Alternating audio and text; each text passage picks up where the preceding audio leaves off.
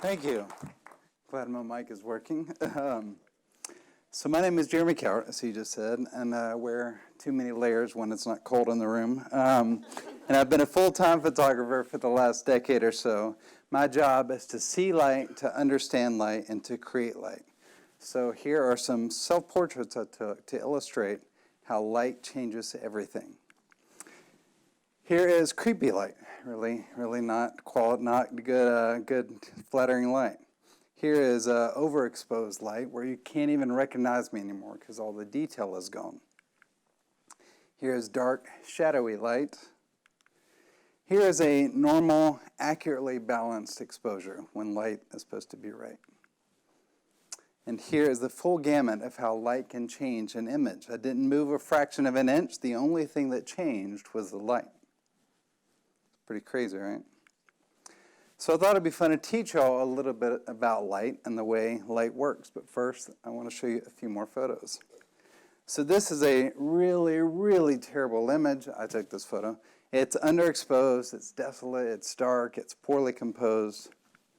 Here's another bad photo. This photo is overexposed. You can't see any depth or detail. You would delete it immediately because it looks like an accident.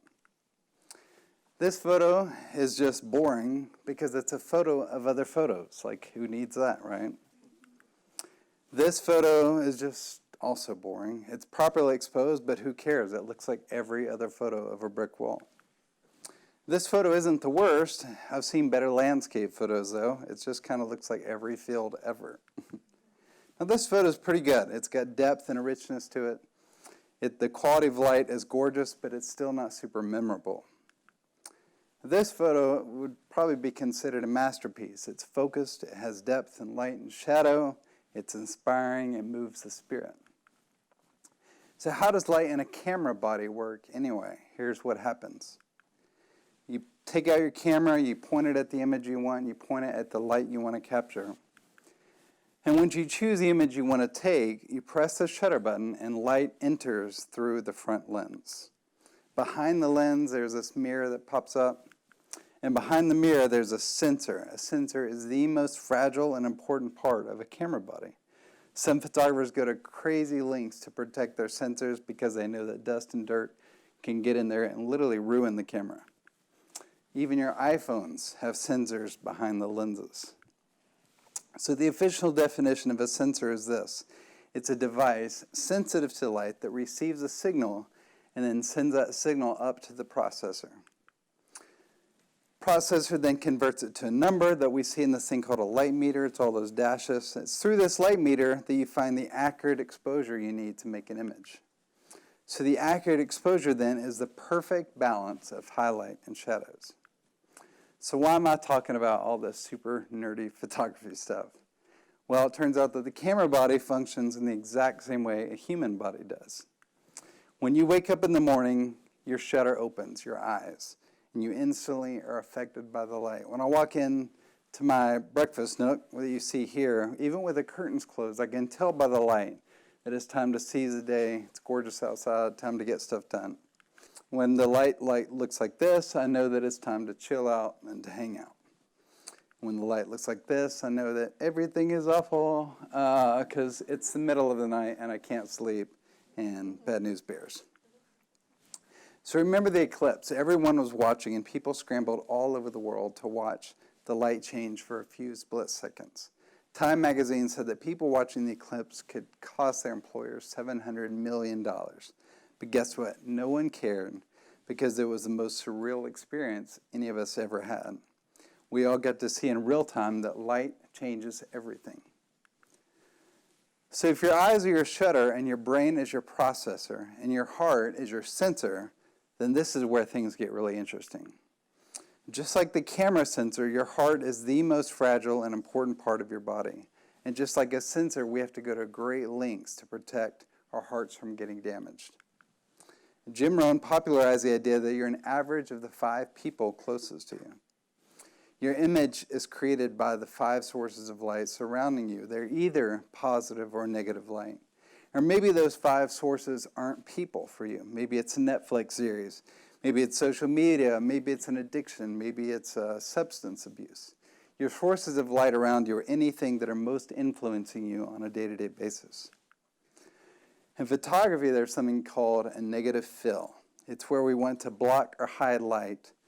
So we use these massive things called V-flats that you see me with here. They're 8 feet high, about 4 feet wide, and they fold out into a V. They're perfect for blocking light and creating a darker, more dramatic image like this one. Some of you have surrounded yourself with V-flats, and you're wondering why you're so depressed or tired or anxious. You're most likely damaging your sensor at a 24/7 pace and underexposing your sensor, and thus the image that's coming out of you. On the flip side, some of our sensors are being overexposed. And remember, when something is overexposed, there's no detail. There's no authenticity. It's fake. We're obsessing over things all the time that are fake. With apps, we're even blurring our own pores in our selfies to make our skin look perfect. We're stalking celebrities and influencers. We're looking at their highlights and we compare our shadows, and boom, we're all depressed. A recent study showed that 66% of us have difficulties sleeping after browsing social media. Now let me be clear. Social media is not good or bad. The answer is not no social media or all social media. The answer, and I want you all to do this, go through Snapchat, Instagram, Facebook, and Twitter. One by one of the people you're following, decide, is this person a positive or negative light?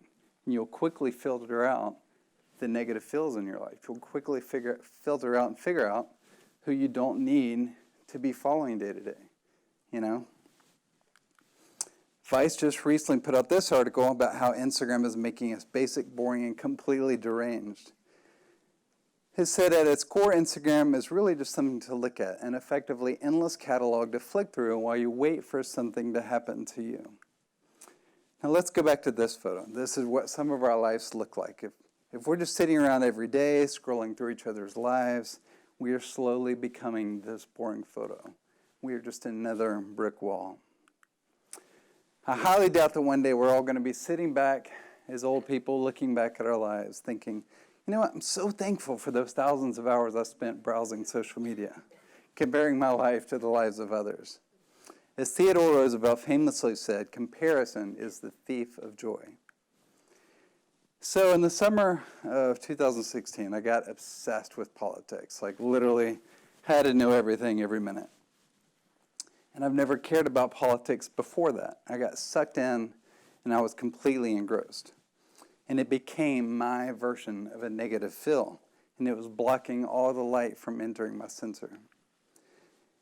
People started unfollowing me, blocking me, or muting me. And I know following and unfollowing seems really trivial, right? We can all make fun of it. But there's also some weight to that. It does mean something when our loved ones no longer want our light in their sensors. Facebook recently did a study to see if they could literally change our mood swings because they understand light and sensors. It said some people were shown content with a preponderance of happy and positive words. Some were shown content analyzed as sadder than average. And when the week was over, these manipulated users were more likely to either post positive or negative words themselves. So you see, this is what's happening with our country. I would argue that the last 2 years, the internet has gone a few stops darker from all the opinions, the negativity, the hate. I even saw an article that called this time literally the golden age of hate. So this is why we have to surround ourselves with quality light. In my life, I have an amazing marriage that's strong and healthy. I have incredible kids, 2 of which are in the room right now. I have loving, supportive parents. My dad is here right now. I have 3 amazing extended families. And I have loving friends, many of which are here. And I have super talented teams that I work with. I'm surrounded by people who are quality light and inspiration. Inspiration leads to ideas. Ideas lead to good work. And good work leads to the greater good. I believe that the greater good is the intersection of creativity and empathy. I'm always trying to come up with ideas that are both creative and help people in need.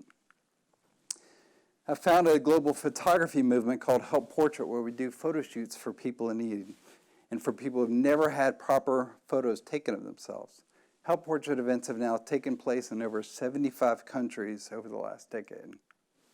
I did a project in Haiti after the earthquake where I gave survivors a visual microphone to express themselves, and the project was featured on CNN and the United Nations, and I helped raise money to rebuild Haiti.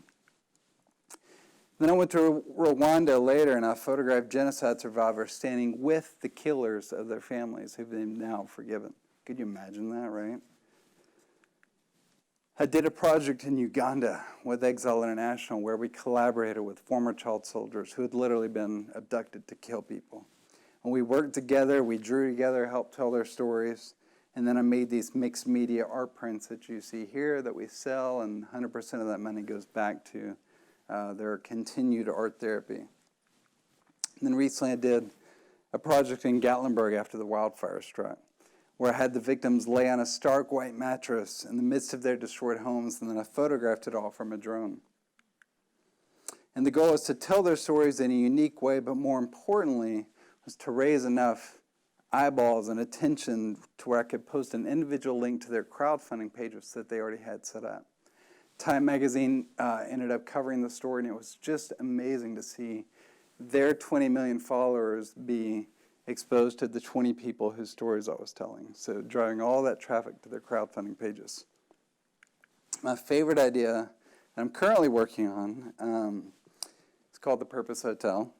It's an idea that I'm working on where your life inside the hotel improves the world around it because everything has a purpose. The blankets will be sewn by survivors of human trafficking.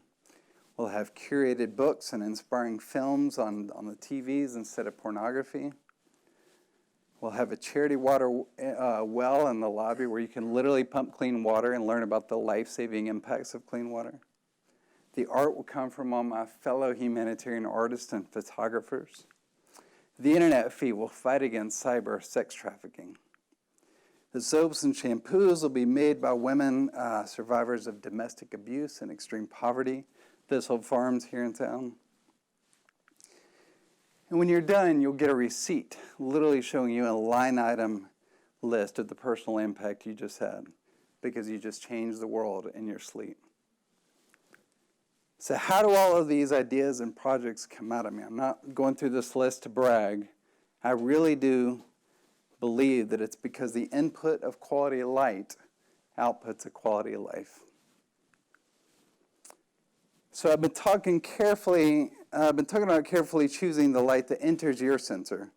And more importantly, you have to remember that you're the light in other sensors. What a gift and what a responsibility.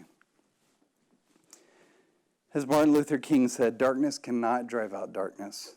Only light can do that. Hate cannot drive out hate. Only love can do that. But what does that look like in today's modern times? Every text or DM you send, every comment you post, every email you type, there's a sensor on the receiving end. Every post you make on social media is hitting endless sensors. It doesn't matter if you have 5 followers, 5,000 followers, or 5 million followers. Your light is pouring into other sensors. It's crazy. When I was researching quotes on the internet, I was like, wait, there's a Bible verse that talks about this idea. It said, your eye is a lamp lighting up your whole body. If you live wide-eyed in wonder and belief, your body fills up with light. If you live squinty-eyed, your body is a dark cellar. Keep your eyes open, your lamp burning. Keep your life as well lit as your best lit room. So let's go back to these pictures. Is your life, your image, your brand, how people know you, is it going to be underexposed, desolate, poorly composed? Is it going to be overexposed and fake? Will anyone ever know the real, authentic you? Are you going to spend your days scrolling through social media and comparing yourself to others? Are you going to be content just to blend in? Or are you going to live a life full of depth and quality? Most importantly, are you going to live an accurately exposed masterpiece full of depth, meaning, and purpose? Thank you.